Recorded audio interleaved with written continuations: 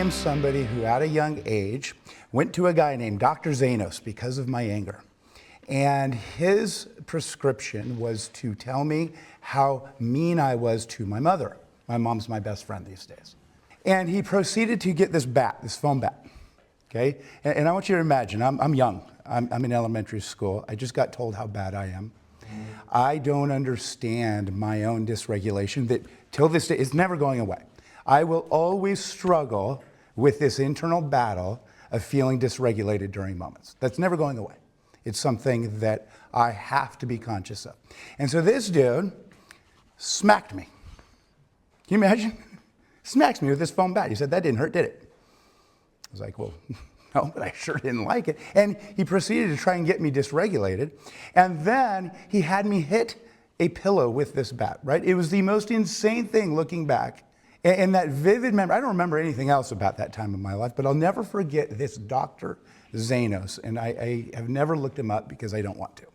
We have this thing where we believe that if we punch punching bags, we are going to regulate ourselves. Anybody hear that? Go punch a punching bag? Right? That, now, no offense to you guys who believe that. No offense if there are MFTs or LCSWs in here who have taught that. That is the most insane thing. It makes sense logically, but it doesn't work. And I can prove it. Because MMA fighters are not the most regulated and, calm people in the world. I have friends who are in MMA, and you know what? They're angry people. I love them to death. But when they're angry, I'm out. I hope today I start kind of helping you maybe understand what you're seeing in front of you. But more importantly, as amazing as you all are, as much as I know faith is a big part of your life, some of you get dysregulated. Some of you have anger issues in here. And I can say that not because I know you, I can say that because it's a statistics thing. And so I hope today, if you walk away with anything, it's know if you're somebody who gets dysregulated, knowing a little bit more about yourself, because those kiddos who hurt you and you don't want to admit that they hurt you, trigger you, right? And you're trying to keep it together at school, and you're trying to keep it together in front of your boss and in front of the kiddos, and then you're going home and you've got other people triggering you, and so you're not alone, okay? If you're somebody going, oh yeah, I know what he's talking about, you are not alone in this room, even if you feel like you're alone, okay? Make sense? We're going to start with a prayer. You've all heard this prayer. I love this prayer. I learned this prayer before I was of faith in the recovery world, and it is called the Serenity Prayer. Anybody hear that? God, grant me the serenity to accept the things I cannot change, the courage to change the things I can, and the wisdom to know the difference, living one day at a time, enjoying one moment at a time, accepting hardships as the pathway to peace. Isn't that weird? Accepting hardships as the pathway to peace.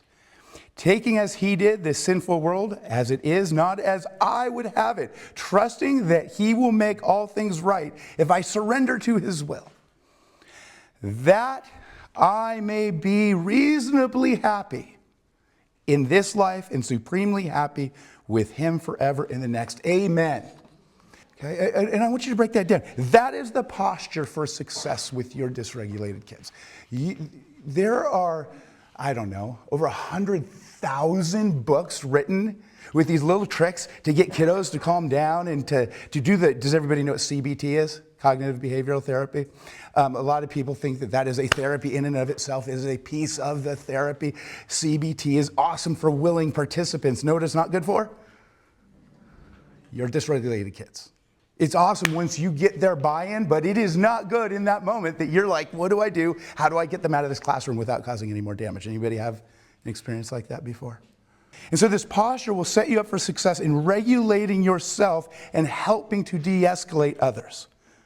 This piece that I'm going to tell you, this one-liner, I want everybody to write it down right now.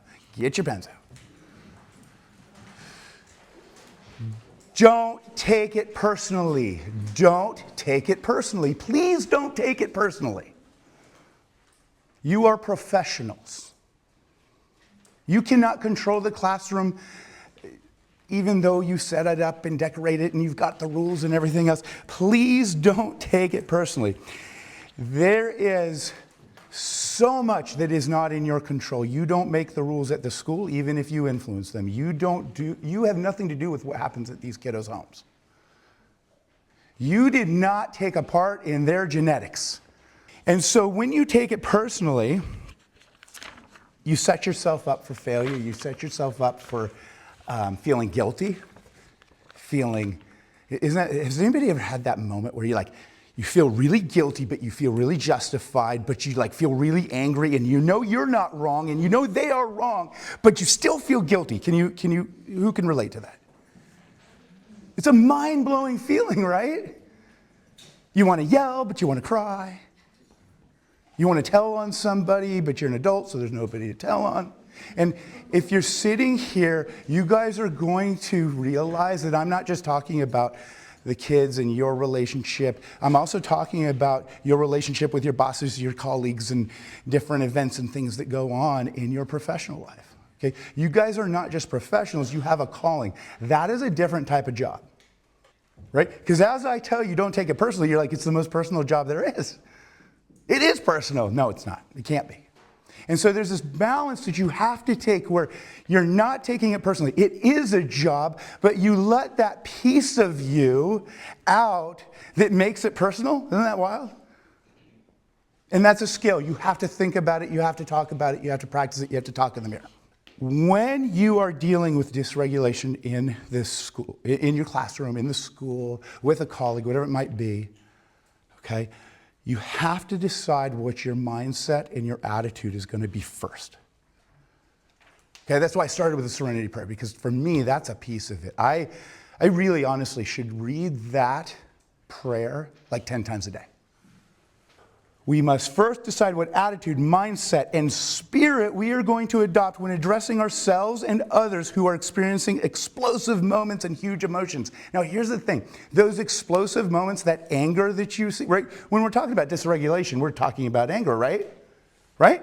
No. You see, the anger is what you see. The fear, the sadness, the injustice feeling, that's usually what's going on. We are the most complex but simple beings on the planet, right? We are so good at anger, and we are so bad at all the other feelings. We are so bad at all the other feelings that know what we've done? We've basically made it a disorder every time you have a major feeling in anywhere but anger. Isn't that wild? If I feel really, really sad, it's got to be a disorder. Sometimes it is, but not as often as we think. We are human beings who have huge emotions, and we have not mastered how to deal with huge emotions. We spend our entire life, I went to school for this stuff, and I'm still dealing with it.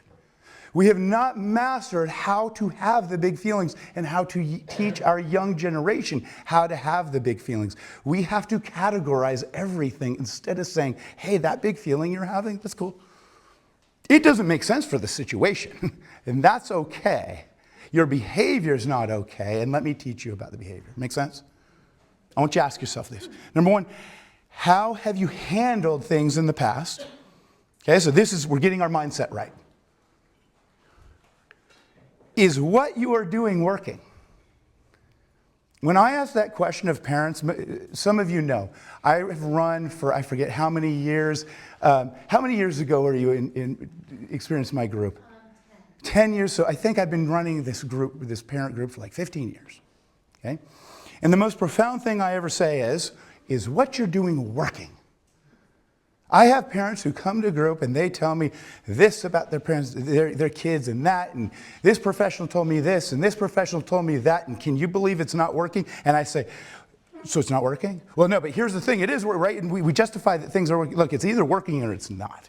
That's a really simple question. Is what I'm doing in the classroom, is what I'm doing with my own kiddos, is what I'm doing in my relationship, is what I'm doing in dealing with the principal of this school, is what I'm doing working?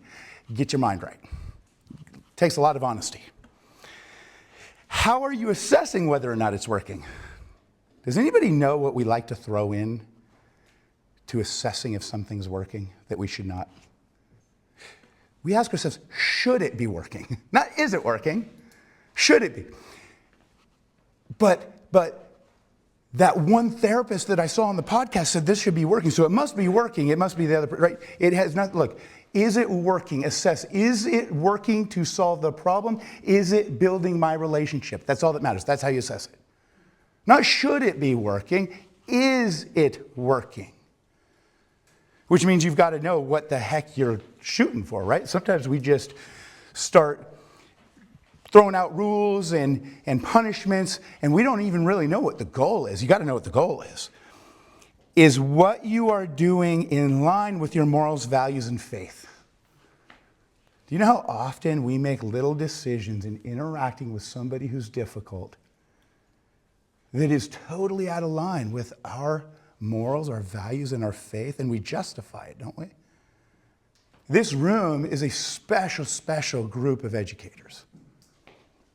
You guys don't realize what a gift it is to be in alignment with your morals and your values all together. And it feels like you're not sometimes, but you are, right? You wouldn't be here in this room if you weren't. And sometimes you get in that moment and you don't put your morals, values, your faith first because you want what? Why do we betray that? Because you feel out of control. Because you're afraid of the consequences of not getting control of that situation right there. Right?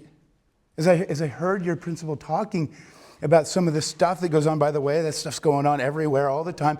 The issue is I want a good outcome. I want people to be happy. I want people to be successful in the long run. I don't want to get taken advantage of. I want me to be happy and them to be happy. Therefore, I need to control this thing right now that I can't really actually control. Make sense? Get rid of that. Forget about the control. Sometimes you got to let it unfold. In the long run is what we're preparing for, not the here and now. I don't need to accomplish everything in this moment. I don't need to teach all the stuff and all the lessons right now. I want to know what my influence is in the long run. What is the goal? Ask yourself, what is the goal right now? Why am I even responding to this? Why am I having this conversation? The last question to ask yourself to really get set, okay, to really get in that posture for being influential, and that's the goal as an educator, is to be influential in the long run. What is most important and what is least important in this moment? I was with my dad. I've got an amazing relationship with my dad. As difficult a child as I was, and actually just yesterday, I was with him, and my mom told me he had a student of his who owns some sort of art and buildings down there in Tustin, and was just like, oh my gosh, Mr. Jaffe, I can't believe I saw you. You changed my life. I'll never forget you, right? And he was a history teacher. And so that's the influence, right? He didn't know he remembers her, but there was something about his influence that lasted 48 years. That's how important your influence is. You will not remember the scolding you gave. You will not remember the consequences you gave. You will not remember in 40 years whether or not you were successfully de-escalated or got that lesson over to them. But you know what? There are children who, when they are my age, are going to remember a moment that they had with you that changed their life. You don't get to know all that. Sorry. And so when you ask what is most important, what's most important in my book is that I never, as an educator, waste a moment to influence somebody in the long run. What is emotional dysregulation? Do we know? What is it? What's emotional dysregulation? What do you guys think it is? Can't control your emotions. Anything else? Feeling multiple emotions at once, yeah? So I want you to hear this, okay? Because we live in a world where we are exaggerating everything, right? We know that, right? Everybody's diagnosed. Trauma means adverse experiences, right? Not everything is trauma, people. I'm sorry, it's not. You can have a really adverse situation and experience, and it is not traumatic. We have to define what emotional dysregulation is. As simple as this sounds, defining this is essential because sometimes we react too intensely to a child's mood or tone because we don't believe that it fits the situation. That's why I want to define this for you. Sometimes as adults, we forget that reaction is normal. That reaction is actually like totally on scale with the whole developmental psychology thing. And if we're saying that needs to be fixed instead of that needs to be navigated around, then we might be doing harm. We can't call everything emotional dysregulation. We can't call everything trauma. We can't call everything ADHD, okay? Intense, prolonged emotional reaction, whether it's anger, sadness, or anxiety. Now, intense, prolonged, that's when there's a problem. Now, it's a problem in your classroom because they're disruptive. I get it. We're going to address that. This child is having an adverse reaction, needs to be separated in your mindset so that you know how to deal with things from this is an emotionally dysregulated moment where I might need to ask for help. And it's wild because sometimes adults, you know what they do? They don't recognize, hey, this is a normal reaction for that child's development. And then you like get in the way and you start poking and prodding and doing the stuff. And it turns into this huge dysregulated moment that could have just been a blip on the page for the day. And we don't want to do that. We want to acknowledge, is this a moment that I need to intervene? Inappropriate for so it's intense and prolonged, it's inappropriate for the circumstance, it affects the child or person's ability to function, it affects other people around them, their ability to function, it could result in harm to themselves or others, and there's the potential for damaged property, whether it's their own or somebody else's. Now, I'm not saying we don't need to respond to the little bad moments, but let's separate them. Is that a deal? Okay. What is de-escalation? This one. What's de-escalation? Good. Yeah, bring it down. Don't let it keep going. I love that piece of that, okay? Now, again, when I talk to people, parents, educators, professionals about de-escalation, their goal is usually to fix the moment, solve the problem. That isn't de-escalation. I'm not going to teach you guys today how to fix all the stuff in your classroom. You're the experts on that. I don't know. I'm a therapist. Okay? Fixing the problem might take 2 minutes. It might take weeks. And so when we're in the mindset of I need to fix it, we're not in a de-escalating stance. Okay? De-escalation is reducing the intensity or potential for violence and chaos. It is not a way to fix the problem at hand. I'm curious, what are some experiences you guys have or have had at the school, in the classroom, that felt just too chaotic? Does anybody have an example they're willing to share? Yeah. She talked about a physical reaction that was a sign that this was emotional dysregulation. There was the potential for harm. There was the potential for damage. That's a moment where you do not want to fix. You want to navigate. You want to protect. And a part of what I'm going to talk about today is what do we focus on? Right? When you have somebody who's really, really dysregulated and might throw chairs and might punch and might hit and might cuss and yell, who do you focus on? Right? Isn't it funny though, like we really want to focus on that big scene. And a lot of times that's not where the initial focus needs to go. Why do I need to focus on de-escalation and emotional regulation? And who am I focusing on? Is a really important piece to everything we're talking about today. Okay? Well, why do we want to focus on it? Well, did you guys know that you are important? You matter in this system. You see, kind of like a parent. If a parent is beaten down, if a parent is exhausted, if a parent feels neglected, if a parent feels unimportant, if a parent's entire identity is all about helping a child, they cannot parent well. They have to be important. They have to come first in an arrogant way. They have to come first so that they have the power to give.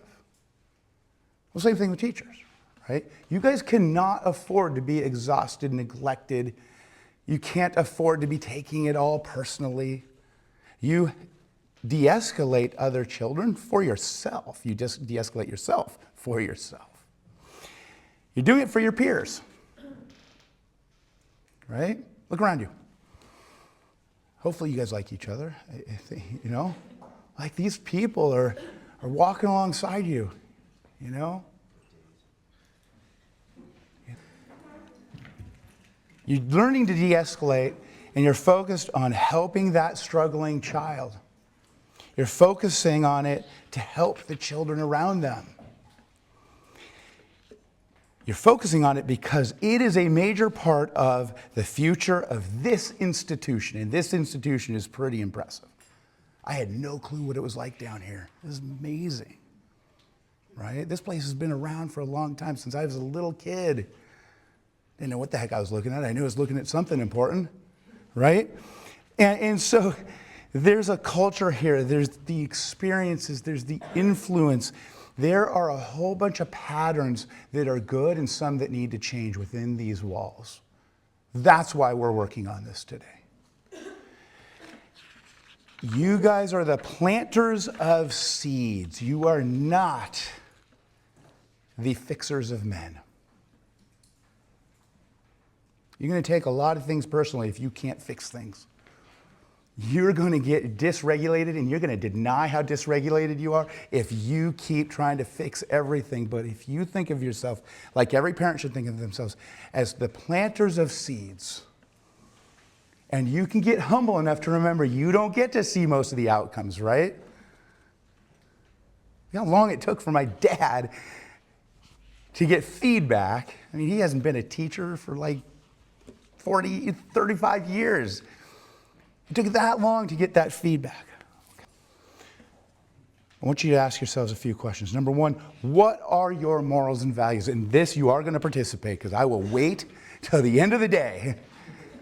I want to know what your morals and values are. I want you to know what your morals and values are when it comes to this institution, to the culture, to the faith, to being a teacher. What are some of the morals and values? Ask your friends if you don't know. Your morals and values, right? There's two parts. What are your morals and values? What are the institution's morals and values? Throw it out here. Tell me about it. Oh, I love that one. Taking accountability. What else? You're a child of God. Child of God, absolutely. Being honest, yes. We've got some values. That's a moral, right? That we all share. Lying to you, doing your best. Okay. Isn't it funny? That one triggers you guys, by the way. Triggers parents, triggers teachers. When the people around you aren't doing their best, you get ticked. When you're not doing your best, you know all the justifications and reasons for it. Isn't that funny? I like that one, but it's unreasonable. We can strive for it. The people around us are not going to hit that one. And I was waiting for you. Thank you. I didn't have to sit here all day. That's the one I was waiting for. Isn't that funny? Some of the morals and values that we hold are unattainable at times for the people around us. We have our morals, we have our values for the institution, for us personally, because of our faith, and it's all wrapped in our faith. But at the end of the day, we cannot hold on to those things as tightly as sometimes we do. Those things that are so important, and as somebody who said accountability. If your stance is, I'm holding myself accountable, what happens is you really do well. If your stance is, I'm stuck in holding everybody around me accountable, you're really going to struggle to help de-escalate anybody. Isn't that wild?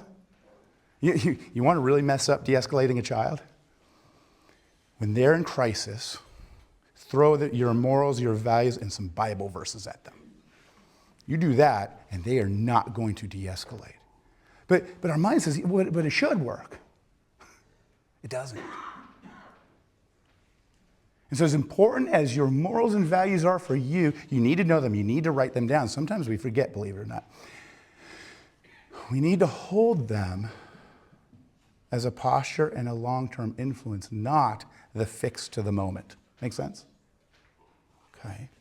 What are the policies, plans, and boundaries that are in place here at this school? I love that. That is beautiful and tells me nothing about policies and boundaries. It's a beautiful concept. I love it. I want to know what the policies and boundaries are. If I kick a chair, if I throw some kid down on the floor, what is the policy for that? It varies. Here's something that I'm going to challenge this institution to do. I challenge families to do it. Know your policies and boundaries so that you don't have to become emotional in the moment. I know that I'm going to buck a system here and I might get asked to leave right now, but it varies, can't be for boundaries. Boundaries don't vary. My tone, my posture, maybe some of the words that I use with one child, that all might change. But a boundary's a boundary, baby. They don't change.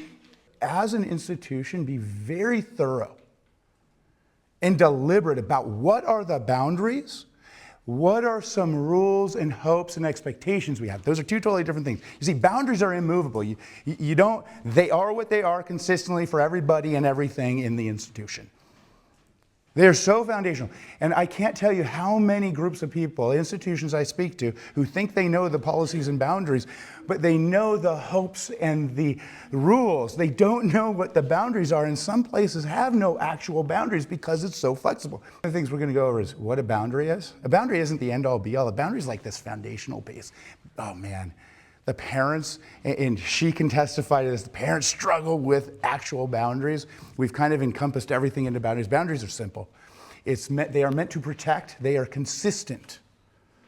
I control the follow-through. I don't need the people around me for me to follow through with a boundary. It's really important because I need to know when I'm going to rely on a boundary, and I need to know when I'm going to rely on navigating a situation, my personality, etc. When I'm going to be teaching and trying to influence that way during a crisis, and when I'm just going to follow through with the boundary, keep it simple, keep it straight. Make sense? You guys as an institution, write down the boundaries, the things that are meant to protect that you have control over following through with. Keep all the posters up. Make sure, those are rules. Those are morals. Those are values. Those need to be everywhere. Okay? You notice where the kids don't need to know what the boundaries are for you to follow through? Now, another question. Am I one of the following types of adults reacting to dysregulated children? Because remember, these are questions I want you to ask yourself, okay? It's important that you know the type of personality you are, the type of adult you are. Okay? I know who I am. I know what triggers me. I know my good responses, my bad responses. I am always having to remind myself of my strengths and my weaknesses. Am I a reactor? So, some of you in here, like me, are reactors. I'm a reactor, man. You can probably tell from my personality. This is me. I'm a reactor, and I need to know that when I'm in difficult situations. Ooh, this one's going to be hard for some of you to hear, and nobody's going to identify with this next one. Am I egocentric? Am I an egocentric reactor? And that's the person who has a hard time listening and problem solving because you know that you're right. And if everybody would just see what's obvious on the wall, there wouldn't be a problem here. And you get so stuck in that egocentric view that you have a hard time getting out of it. That egocentric person, guess what? Sometimes they are the kindest, most moral, most value-driven person. But then in the crisis, they fall apart because they can't get out of the right and wrong of it. Does that make sense? And it's important that you know that. Some of you lack confidence in your reactions. You are afraid. You're afraid to make people angry. You're afraid to get in trouble. When your boss, the principal, is telling you what he or she was unhappy with, man, you shrink inside. You take that personally. You do not want to buck the system. And that's fine. You need to know that, okay? I'm not putting any of this down. We all fall into one of these categories. Maybe a couple of them. Some of you are really good at addressing the little behaviors along the way. You see the writing on the wall. So your reactions are a bunch of little moments instead of the big one. Make sense? And then some of you just ignore everything. I'm not dealing with that. If I don't deal with that, it'll take care of itself. And sometimes it does, right? Now again, I'm not going to have you guys tell me which one of these you are, but I want you to get real honest, real fast right now, because there's some good and bad in all of those reactors. Make sure that you're honest about this part of my presentation today. As a teacher or administrator, how can I rewire my brain so that I am less of a reactor, more proactive? You want to ask yourself, is that something that applies to me? Is that something that I should be working on? If that's you right now, hide your paper so nobody sees and write down, okay, I'm going to work on that. Being aware and honest about your tendencies is a big part of making change. As educators, you must never lose your identity. You all have different personalities. You all have different callings from God. You are all educators. Your identity is not just as an educator. It's not just in that moment. And what happens, especially for that egocentric reactor, is you feel like you're losing a piece of your identity. This isn't your identity. Your identity is so much more. Your consistent reactions, however, eventually become a part of your identity, whether you like it or not. You guys don't have all the same temperaments. You don't have all the same personalities. The way that you are able to react is going to change. Okay? Is anybody willing to admit that you have a hard time reacting? Right? You don't like the confrontation. Hard time confronting? Some of you? Okay, for those of you saying, yeah, that's me, I'm not going to tell you go to therapy so that you can confront. But here's what I want you to do. I want you to admit that. I want you to confide in a few people here that you trust. Because in a really difficult situation, they are going to be the ones I want you to ask for help. I am never going to say that you guys should go change your personalities so that you can deal with dysregulation well. I'm going to tell you, be honest about it. Now, there are some personal things you should be working on always anyways. Okay? But God gave you this personality. He gave you tendencies. You guys are not the same. You didn't come together because you have the same gifts and ways about you. But you have to be honest so you can all fit together. You can ask for help. You can know the person that can confront. You can know the person that has a little bit lighter touch. So we're going to bring them in because I know I'm going to go off on this person. You've got to rely on each other in an institution like this for helping your body. Now, here's how it goes. I've spoken to a lot of schools, worked with a lot of schools, and here's how it goes. You have a season where you're not dealing with this. And then you have a season where you feel like every day it's something new. It comes in waves.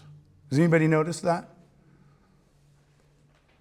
And so the time to prepare is when it's not the wave. The time to get honest, the time to have the discussion is when the wave, the crises aren't happening. And this is going to be hard because you guys have lesson plans, you have all this stuff you got to do as a teacher. And I'm going to tell you, hey, every day, work on how you deal with dysregulated children. A couple minutes a day. Think about it, write it, practice things in the mirror. Makes sense? And so you don't have all the same personalities when you're dealing with a temper tantrum. Okay? There's this, I guess, scenario, right? Where every educator's experienced this, okay? Where you see how somebody else is dealing with something and you judge. And you know they're doing it wrong. If this institution is going to continue to be great and get even greater, there has to be a time and a moment that you guys as a family can talk about those moments without making that person feel bad. Now, that is some of the administrator's job. It is important that you guys are able to give feedback on reactions at this school to somebody who's not going to get somebody in trouble. You're not tattletaling. It's, hey, you know what? I'm hearing this thing go on, so we as an institution can start having a conversation without making somebody feel terrible. So you got to know what your own personality is, what your own types, your tendencies, and then you've got to know your children that you're educating, right? I'll bet at this school especially, you got all types of personalities, right? I mean, it is going to be a wide scope of stuff going on. You're going to have kids whose home life is unimaginable. You're going to have kids whose home life is unimaginable in a way like, how do they have all of that? That's wild. You're going to have kids who are quiet, kids who are just so outgoing. And so it's important that as you learn to deal with them, that you keep track and maybe even make little notes about little signs you see for their personality. Okay? Doesn't change the boundaries. Remember, that doesn't change the boundaries. It might change the tone. You see, somebody who's a big, outgoing reactor like me, you're not going to come at them with the lessons and loud. You do not match my energy if you want to deal with me. I was telling somebody that I love dearly recently, hey, I know I was really wrong in how I reacted, but you see, here's why you were wrong. You kept telling me that I should do something different, and that just ticked me out. Now, it was all my fault. But the worst way to deal with me is to tell me how I should calm down. But there's other kids who, they're a little softer. And when you coach them, you say, hey, you know what? You got this. I want you to calm down. I want you to listen to your chest. I want you to try to remember what you were doing this morning. They're going to respond to that. Can you please calm down? Some kids are going to not take that well. They're going to be like, who are you? The heck do you think you tell me what to do right now? I am calm. What's wrong with you? You're the one that's not calm. You guys have to know that. Write it down. Don't judge it. Write it down. Have a little tally of just little things you noticed about your kids. They're worth it. What are their triggers? Another list? Man, just write down their triggers. And I'm not saying you should walk on eggshells for everybody's trigger, but if you can easily avoid a trigger, can you just avoid the darn trigger? Right? Why not? Isn't it funny? We get so caught up in we can't walk on eggshells for anybody, and you shouldn't. You shouldn't get in, I'm going to enable this. But it's kind of like, you know what? If them getting a purple pencil really triggers them, just don't give them a purple pencil anymore, even if they're supposed to have the purple pencil. Okay? If they're reactive, those explosive kids, some of them are quiet, then explosive. Some of them are just always big. You know what I'm talking about? So you've got the quiet, you would never think they're explosive, and then boom, they're explosive. And then you got the ones that are just high energy all the time like me, and they're explosive because them becoming explosive is just a tick up from their normal personality. Those two types of personalities, do me a favor and constantly give them tasks. Make them in charge of things, especially during a crisis. Especially during a crisis. I heard just last night a brilliant piece of advice. This teacher, when there's a dysregulated child, will and she doesn't think she can like get them up to the office, right? That really defiant child is like, I'm not going anywhere, make me. She said, you know what I do sometimes? Is the kid who I can't get out of my classroom, I kind of wait a moment, and then I write something important, like it's really important. I say, hey, can you please go take this up to the principal? They need this right now. And then on their way, it's like, they're coming up, keep them, don't send them back. But still, get creative, get them out of the classroom, man. You don't have to get angry to get them out. Get creative. Here's the kid the kid who gets bullied. They don't have much self-confidence. They don't feel like they can solve anything. Right? They just can't figure it out. They don't have friends to turn to. You know that kid? Sometimes they act out and they dysregulate because they don't have control over anything. They overcompensate because they want everybody to think they're a part of, and they think they have friends. You know that guy? You know what I'm talking about? Silence. That person, you want to be real careful with them.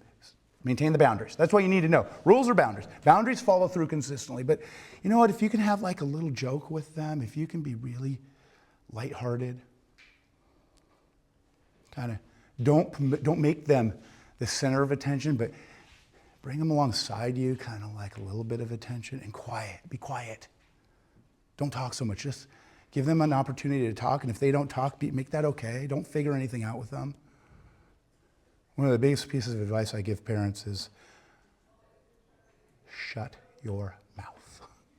Be quiet. Stop talking. And especially with this personality, please just stop talking. Don't teach them a lesson in the moment. Don't try to explain life to them. Just sit. Have a smile like this. For a long period of time. They're acting a fool right here, and just wait. You guys know who I'm talking about? As you build a relationship with them, the more like they're on the inside with you, jokes that you can have, the hey, you're my dude for that, you're my girl for that. You know what I'm talking about? Those little things. Some of these kids bug you, let's be honest, okay? Man, you don't click with all the kids. I have parents who don't click with their own children. I know you guys aren't clicking with some of these kids. Some of them bug you. Some of them you think are wrong. Some of them you're going, oh no, what is society going to do with them? But you see, all those kids that really kind of aren't your people, and there's at least like two of you going, they're all my people. No, you're lying. You are lying, lying, lying. And I'm telling you right now, that one that you don't click with, have a joke with them. Do something special, because they are going to be the one that you're most afraid to help dysregulate. And if you have an inside thing with them, you're more likely to be able to de-escalate them if they have a really hard time. But you can't build that relationship if you're not honest with yourself and admit, I don't like this dude. I just do not like this kid, and I need to find something that's ours, and they're going to reject you. Do not take it personally. You're going to try and find that little thing, they're going to reject it, and then they're going to reject it. And you just be consistent with the attempt. Now you notice I haven't given you much on what to do in the moment, because de-escalating and dysregulation is all about the long run, the long term. What am I doing to build the policies, the follow-through, the boundaries? When you feel disconnected, that child feels disconnected too. You are going to be rejected constantly. How many of you have been rejected by a child at this school? Okay, how many of you have been rejected by a peer at this school? How many of you think you might have been rejected, but you're not sure, and you're still stewing about it, kind of, sort of? Okay. You know that feeling of rejection? I get it. I feel it. I've experienced it. I'm sorry that you feel rejected. I'm sorry that you don't feel a part of. But here's the problem. Too bad. It's a job still.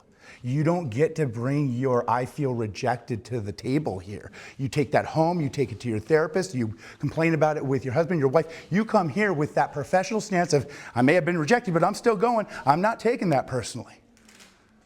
You want to know why educators sometimes fail miserably at helping de-escalation? It's because they feel dejected, rejected, and they take all of that personally. It's a job. Don't forget that. Your job is to maintain that stance even if it doesn't look like it's working. Is that hard to hear, you guys? Here's some really important questions as you feel that, what am I protecting?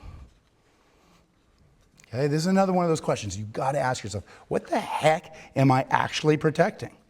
Is it the school as a whole? Is it the other students? Is it this student? Am I protecting my morals, my values? Am I protecting? Now, what's your job again? To teach, to educate. And so what you're protecting in this role of yours is the ability to teach. And that's a different framework of, I need to make sure that everybody's following the morals and values that I hold dear in this institution. They're important, don't get me wrong. I have the same morals and values as you. But you see, at the end of the day, your job, you're getting paid to teach. Therefore, when you're dealing with a crisis, when you're dealing with de-escalation, your goal is to make sure that we can keep teaching today.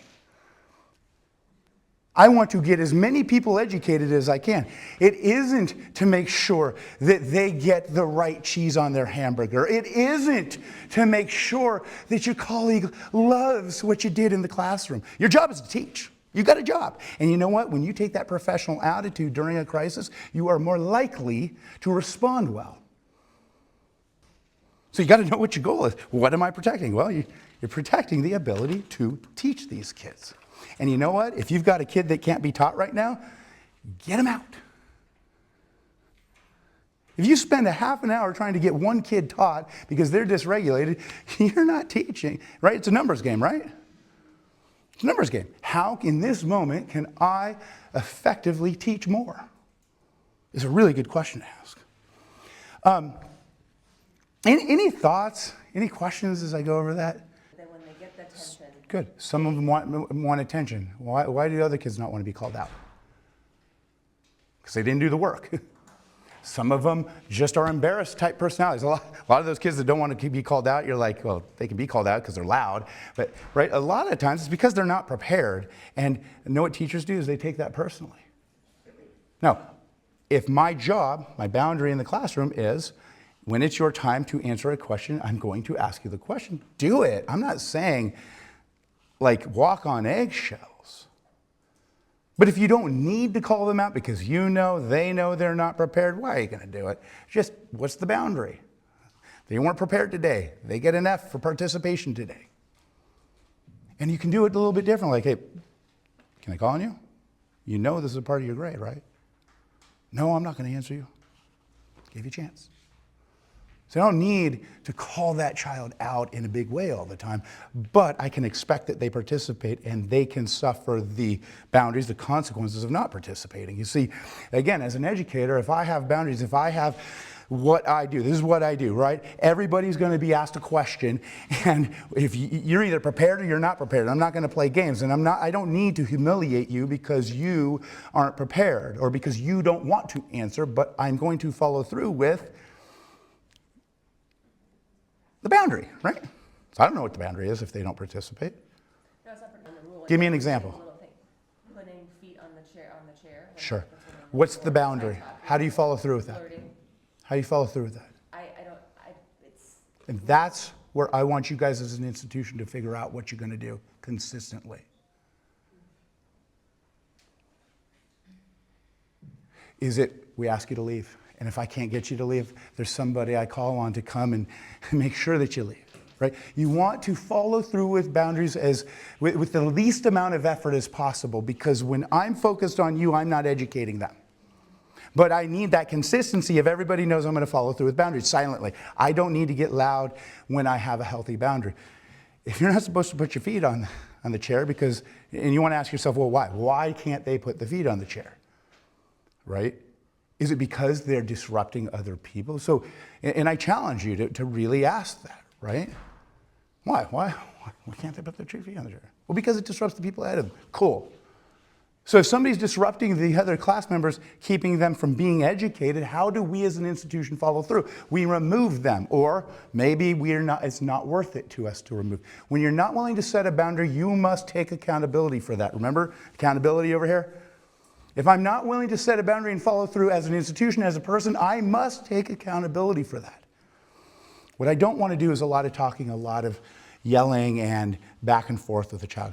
When I do that back and forth, I cause dysregulation, and I also give away my power. It might be that you go, hey, bud, come here. I need this note to get up to the principal. They don't even know that they're leaving because they're putting their feet on the chair. Because what's your job? To solve the problem and get that feet off the chair so that other child can learn. And then on the way, hey, Jake, did I get your name right? Guess what? We've got a code 3, feet on the chair. Take care of it, baby. And again, as an institution, start having these conversations. You know, the more you guys can follow through without thinking about it, the better. And I know that might disrupt the way things are done, but think about it. I'd be more than willing to come here and have an hour-long powwow where we set boundaries. I help parents set boundaries every day, all day. It's not as easy as you think. Okay? And so, ways to get out of emotional response and into problem-solving mode. I want you guys to hear me. I am trying to help you get out of your own emotional responses as educators and into problem-solving mode. Now, if I'm in problem-solving mode, I got to admit what I can actually control, what I can actually solve. You can't solve everything. It's funny because my daughter, she's going to turn 6. Her feet never stop moving. My dad reminded me that as growing up, I used to get in trouble all the time for I'd be at St. Norbert's Church and I'd shake my feet and I couldn't stop and the whole pew would shake. And I'd get asked to leave church all the time because I shake the whole pew, you know. For whatever reason, I couldn't control that. But what was this problem solved for that? It was stand in the back, Brandon. Cool. I was cool standing in the back. It didn't feel like a punishment. I actually wanted that. And, you know, and I got the message, did the thing. You see what I mean? Sometimes problem solving doesn't have to be punitive. It can be like, hey, I'm going to give you what you want and I'm going to get what I want because my job is to educate. Problem solve. Don't emotionally respond just because you think it's the wrong thing to do.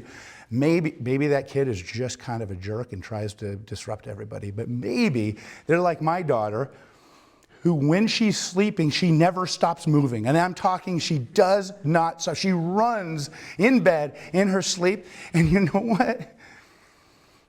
Hey, babe, just stand and eat. Because you're driving me nuts with the chair going everywhere. But we're not supposed to stand and eat. So sometimes it's the not supposed to, but why? Why are you not supposed to? Why aren't you supposed to stand and learn? And that might be an easy fix. Might need to get rid of the disruption. When they do that, it's a couple of chairs, so my chairs are really clean. Love that. You're my chair wiper because you're the chair disruptor. You don't have to be mean about it, guys. You can actually be fun about some of the problem solves. Right? Your attitude goes a long way. Rely on the plan. Not relying on the plan. An example of that is your voice keeps escalating. You try to reason with the child. You're in the middle of a crisis, they don't agree with you, they don't even care. They actually agree with you, but they don't care, and you're trying to talk to them about the thing? What? And you don't have a plan for when they're not, right? You don't have a chair plan? You don't have a get them out of the class plan. And so you're going back and forth. You forget about everything. You get dysregulated. They're dysregulated. That's what it looks like when you don't have a plan. Sticking to the plan is I stay calm because I know what I control and what I don't control, and I know how to follow through. I'm so good at knowing what I'm going to do that it's just second nature. I'm going to follow through. So sticking to the plan would involve very calmly getting the other kids on task, right? And direct it in a healthy way. And then you ask yourself, you know what, do I need help? Do I need to give a call to somebody real quick? Do I need to pretend like I have to go to the bathroom to walk out and come back? All right? So when you have a plan, you stay calm and you assess the situation and you solve the goal, okay? What's the problem? Oh yeah, I need to get everybody on this lesson plan. I need them to get to the end of this lesson. How can I get the chair disruptor to stop disrupting my plan? And I'm going to stay calm about it because I've thought about this. I've practiced it in the mirror. I talked about it in the meeting. Make sense? Stick to the plan. Rely on boundaries. I said this earlier. Boundaries are protective. Okay? Boundaries are something that you control the follow through. Boundaries aren't the end all be all to being an educator, a parent, and everything else. But you got to know what your boundaries are. Okay? Boundaries keep you from having to engage. Isn't it funny that as adults, we constantly think we need to engage, talk, explain, figure out? No. When I have a boundary, it's so funny. So if you ever join my parenting group, and I encourage all of you every once in a while, pop in. It's free, it's online, it's in person. You will hear me talk about boundaries more than anything else. And it's so interesting because when I teach parents boundaries and they set a boundary, they say, Brandon, your boundaries don't work because they didn't follow them. Huh? Well, tell me more about that. Well, I told them that they're not supposed to put their feet on the chair. And then I told them that they needed to take the feet off the chair. Well, what was the boundary? That they can't put their feet on the chair. That's not a boundary. That's something that you want. That's a rule. And then we started yelling and arguing about the fact that I told them last week the boundary was they can't put the feet on the chair. That isn't a boundary. The boundary is I control the follow through. Here's a boundary for the chair thing, right? You can either stay in this classroom at the back where your feet don't go on the chair, or I'm going to have somebody take you out of the classroom. That's a boundary. I love your way. Here's what you do. You have rapport with this child, whether you realize it or not. Yeah. There we go. But you see, there was a buy-in there. What's really cool about that is I love this. This was a rule. This was a negotiation between teacher and child. It means you have really good rapport. And this child isn't as defiant as you think. They were compliant enough to clean the thing and stop. If you can get it done that way, great. The boundaries are when you have no control, right? It's that thing that I can follow through with regardless. Try the influential talking way first. But when they're dysregulated, when you're in crisis, there is not going to be a negotiation, right? If this kid's like, oh, make me, what? You think, why? Why can't I there's gum on the back of the chair. That's so dumb that you don't think I should put my feet on the chair. That is not the kid you're going to say, hey, clean these chairs. You say that and they are going to you don't engage. And it's so interesting because one of the first things I always teach is if you have a healthy boundary, you don't have to engage at all. The third piece of this, okay, so ways to get out of that emotional response and into problem-solving mode is focus on the actual problem, not the perceived immediate problem. Do you guys understand what I mean by that? So let me give you an example, okay? If your child, okay, that you're dealing with is disrupting the class and they are cussing, what's the immediate problem? The cussing? You think so, right? Let me bring you back. The problem is that people aren't getting educated. That's the problem. How do we get them educated? The long-term influential piece that you want to teach, the seeds you want to plant are about the cussing, the morals, the values. See, the immediate problem sometimes gets clouded by our morals, our values, the things that we want in life, the things that we as educators know we're supposed to influence in the long run. So I can do two things. Number one, I need to solve the initial problem. If I need to get these people educated and get things calmed down, right? And then in the long run, I might want to talk about what I'm going to do to influence less cussing, to influence some of this stuff, right? And then that becomes some of the plan, right? I know at my daughter's school at Salem, I got a call right before school started this year. And it was because they wanted to switch They ended up not switching her, but they thought they might want to switch her because she is actually an angel, I swear. But there was another child who doesn't get along right. They were trying to place kids so that they didn't get angry and cause problems together, right? That's institutional. Do that problem solving for the long run. Think about those things as a team. Rely on the boundaries in the moment. I'm going to help you guys with the boundary setting. Anybody want help with boundaries?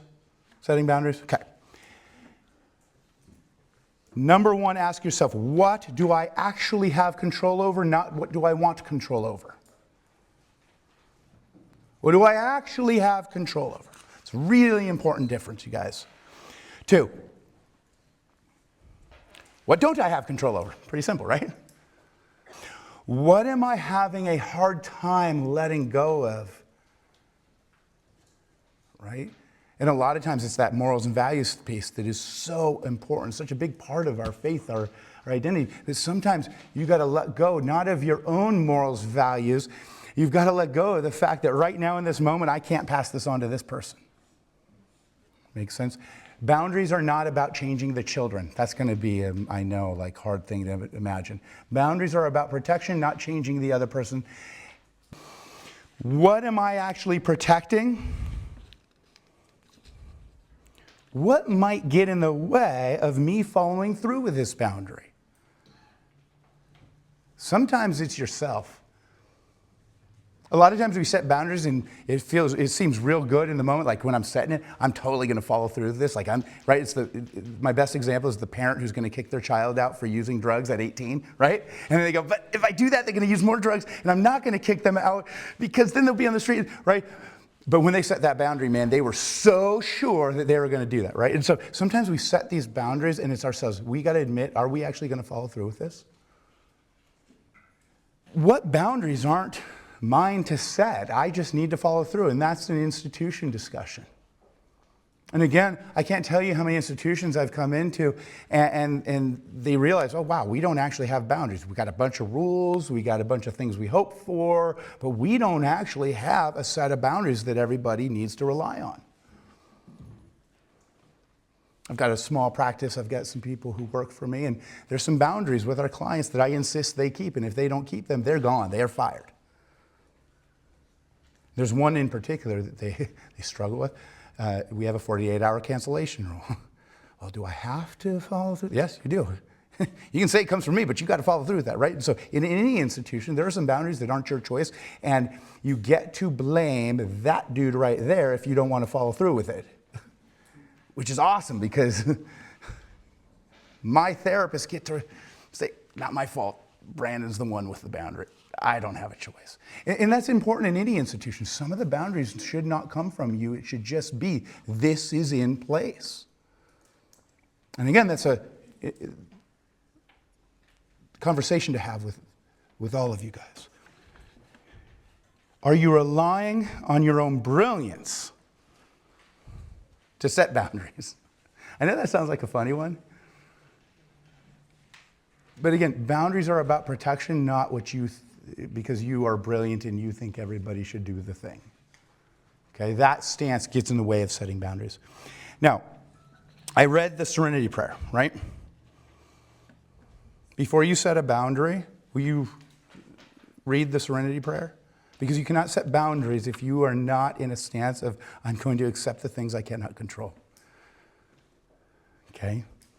I'm going to accept the things that I cannot control. If you are holding resentment, the difference between anger and resentment is resentment ruins relationships. Okay? Resentment is my responsibility 100% of the time. And resentment comes from, I can't control this thing that I think I should control. Some of you have resentments about the policies here at the school. You have resentments over things that have gone down. And you as educators have to take care of your resentments because your resentments get in the way of you dealing with the kiddos. When you're holding resentment, you cannot be professional. I had this particular person I was working with, and they were having a really hard time with their job as an educator. And they had like this year where their class was just out of hand all the time. And as they processed through things, I suggested to them that their classroom seemed to be reflecting their feelings towards the school.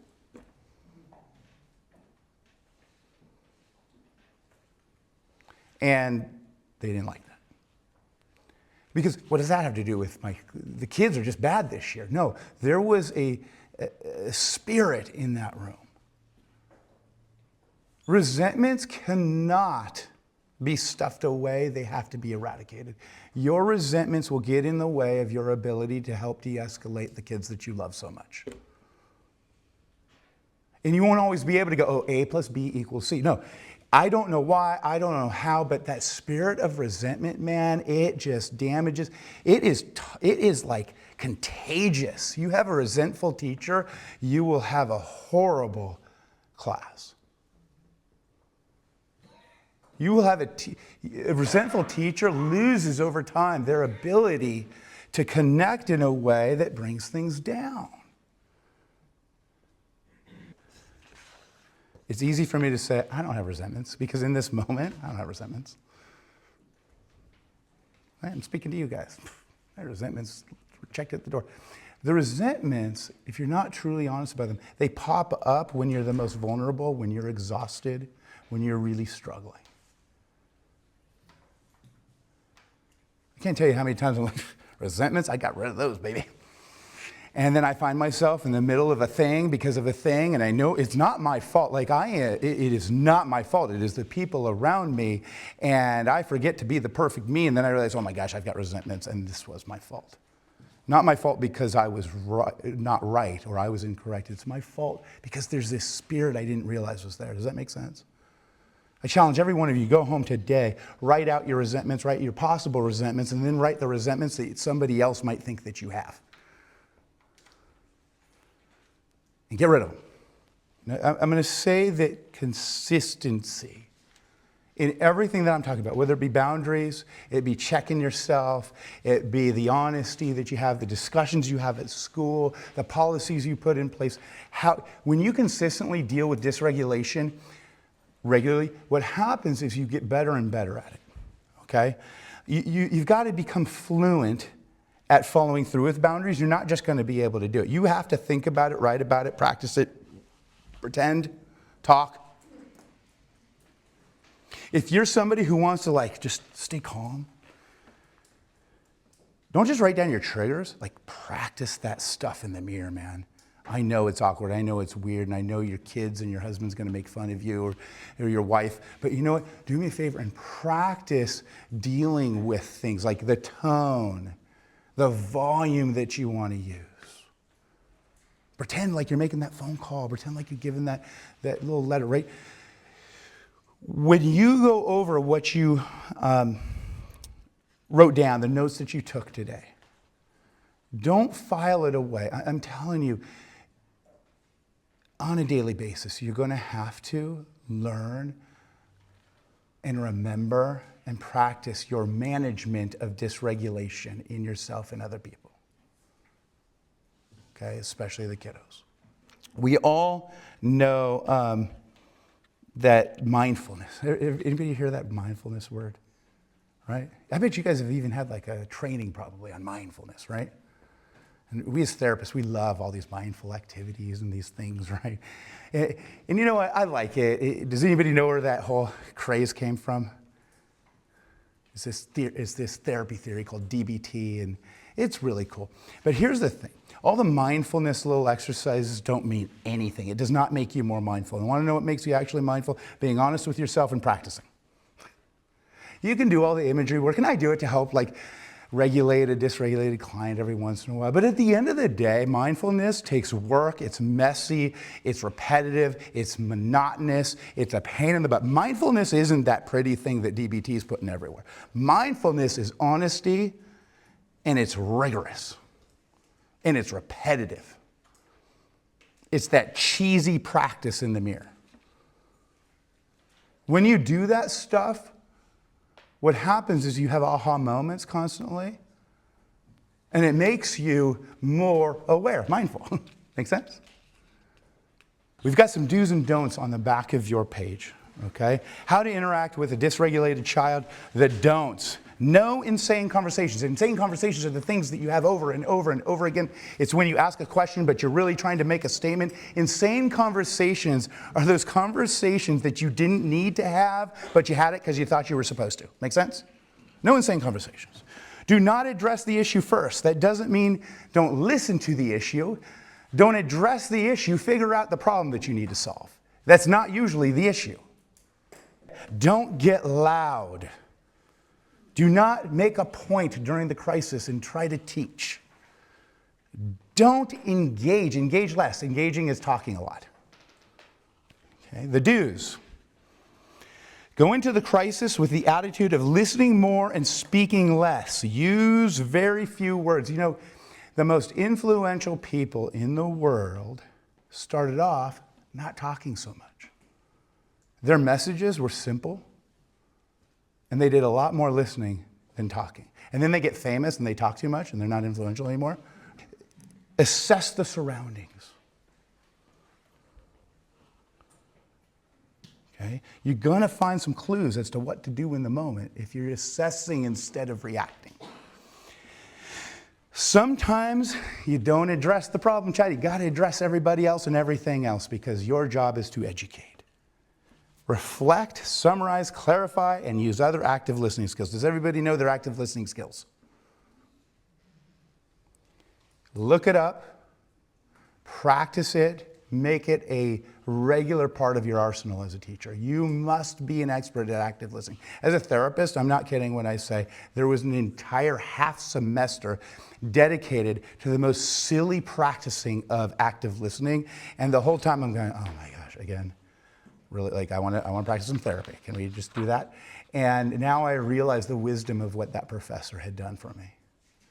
Because again, I can know it, but not practice it if I don't practice it. Knowing it's not the same as being able to perform it. Find ways to validate, please. I don't care how much you don't click. I don't care how difficult that child is. There is always a way to validate. Validating is another skill that you're going to have to practice. It's not easy to validate somebody who is just completely wrong, right? And I could literally spend just teaching people the active listening and the validating. I could sit here for like 3 hours going over that with you guys. Do yourself a favor. Really, take some time to learn that. And then, real quick, how to deal with your own emotional dysregulation. Number one, be honest about your patterns. Be open to feedback. If you think you're good at receiving feedback, you're not yet. Be more open. Double down on the openness to feedback. Don't take the feedback personally. The person giving you feedback doesn't need to be right. There might still be some little nuggets that you can take. You see, the nuggets you take are more important than the defensiveness that you feel when people give you feedback. Create a plan with real-world examples and practice, practice, practice. Talk about the changes you want to make with the safe people in your world. Talk about it often. Do not depend on remembering anything during a crisis. That's where the practice comes in. Make notes about the stuff you want to do, the stuff you want to change, and read it on a daily basis. Go to that mirror. Be willing to ask for help, please. You are not going to be the expert in all the children that you are educating. You are not going to be the best interventionist for all the children that need intervening. It's better that you recognize that dude isn't somebody I should deal with. Mrs. Marco, she should deal with this. We're going to get her in here, right? You have got to know and be honest with who you can and cannot interact with in a conflictual I hope that this was helpful. I know I didn't give you the really cool tricks where you count to 10 and the deep breathing. I am terrible at breathing. I am horrible at yoga and stuff. I gave you things that I hope are more like, I'm going to work on this.